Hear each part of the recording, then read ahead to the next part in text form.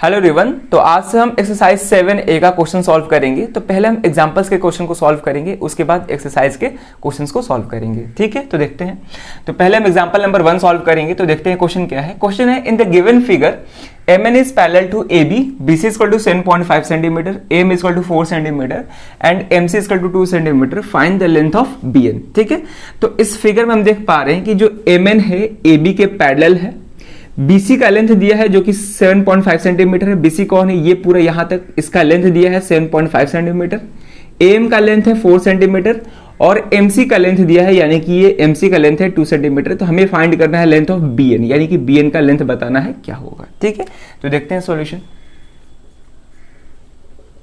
ठीक है, तो इस क्वेश्चन को सॉल्व करने के लिए हम यहाँ पे थेल्स थ्योरम के रिजल्ट का यूज करेंगे। ऐसा इसलिए क्योंकि हम देख पा रहे हैं कि यहाँ पे फिगर में एक ट्राइंगल दिया हुआ है और ये जो MN लाइन सेगमेंट है वो AB के पैरेलल है। और हम पढ़े हैं कि किसी भी ट्राइंगल में अगर कोई लाइन सेगमेंट किसी भी साइड के पैरेलल है और कुछ साइड लेंथ दिए हुए हैं तो वहां पे हम थेल्स थ्योरम यूज करते हैं। ठीक है, तो यहाँ पे हम आसानी से थेल्स थ्योरम यूज कर सकते हैं, जिसको हम बेसिक प्रोपोर्शनलिटी थ्योरम भी बोलते हैं।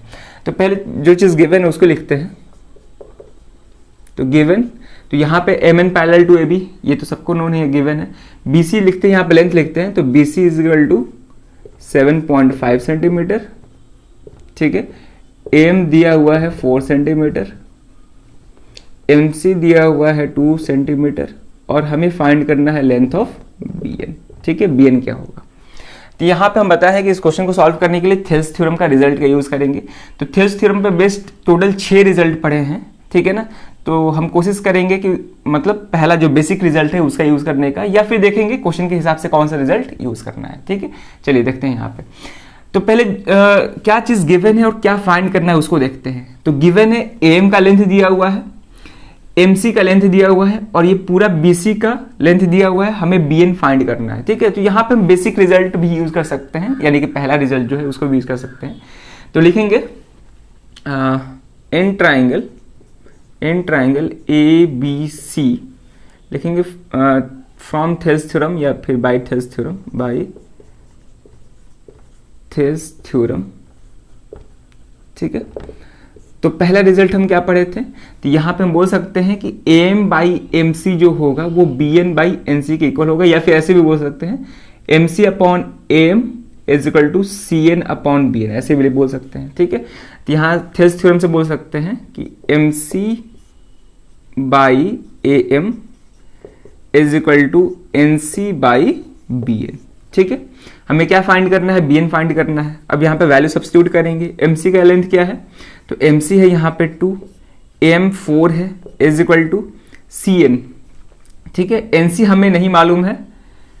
ठीक है, NC हमें नहीं मालूम है, क्या मालूम है, BC मालूम है और BN फाइंड करना है। यहाँ पे हम क्या करेंगे कि अगर हम BN को x मान लेते हैं तो यहां से NC क्या हो जाएगा। देखिए पूरा का लेंथ है 7.5 सेंटीमीटर, इतना दूर का लेंथ x माने हैं, तो ये NC का लेंथ क्या हो जाएगा, 7.5 माइनस x हो जाएगा। ठीक है, तो यहां पे हम लिख सकते हैं कि let BN is equal to x centimetre, तो देयरफॉर यहां से NC आ जाएगा 7.5 माइनस x सेंटीमीटर। ठीक है, पूरा 7.5 था, इतना दूर का लेंथ x है, तो ये लेंथ क्या होगा, 7.5 माइनस x होगा। यहाँ पे वैल्यू सब्स्टिट्यूट करते हैं, तो NC है हमारा 7.5 सेंटीमीटर।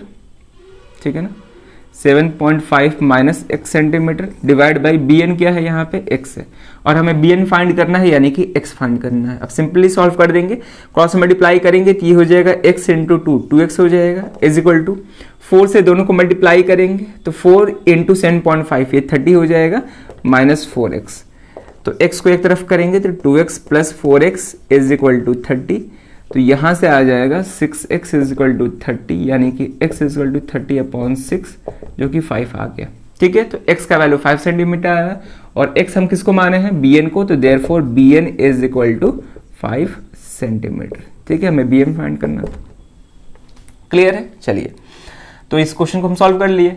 अब इस क्वेश्चन को एक और मेथड से सॉल्व कर सकते हैं। कैसे, ध्यान से देखेंगे। यहाँ पे क्वेश्चन में BC दिया हुआ है, इस पूरे का लेंथ दिया हुआ है BC और BN फाइंड करना है। तो यहाँ पे हम बड़ा वाला साइड और छोटे वाला साइड का कॉम्बिनेशन का जो रिजल्ट हम पढ़े थे उसको भी यूज कर सकते हैं। ठीक है ना, यानी कि हम ये वाला रेशियो भी यूज कर सकते हैं। जैसे कि यहाँ पे अगर हम BC अपॉन BN या फिर BN अपॉन BC जो भी है, ठीक है ना। तो यहाँ पे हम BC upon BN is equal to AC upon AM वाला रिजल्ट भी यूज कर सकते हैं। यहाँ पे हम क्या किए हैं, बड़ा वाला साइड और छोटे वाले साइड का रेशियो लिए हैं, ठीक है। यहाँ भी बड़ा वाला साइड और छोटे वाले साइड का रेशियो लिए हैं और ऑर्डर में लेना है, ध्यान रखेंगे कि ऑर्डर में लेना है। यहाँ पे हम BC अपॉन BN लिए हैं, BC अपॉन BN। यहाँ भी आप बड़ा वाला साइड लेंगे, यानी कि ऊपर न्यूमरेटर में बड़ा वाला साइड होना चाहिए AC, और उसके बाद डिनोमिनेटर में छोटा वाला साइड कौन सा लिए हैं, AM, यानी कि ये होना चाहिए, ठीक है ना। हमको ये वाला नहीं लेना है, हमको ये वाला लेना है। क्लियर है, चलिए ऑर्डर में लेना है। हम यहाँ पे BN लिए हैं तो यहाँ पे हम AM लेंगे।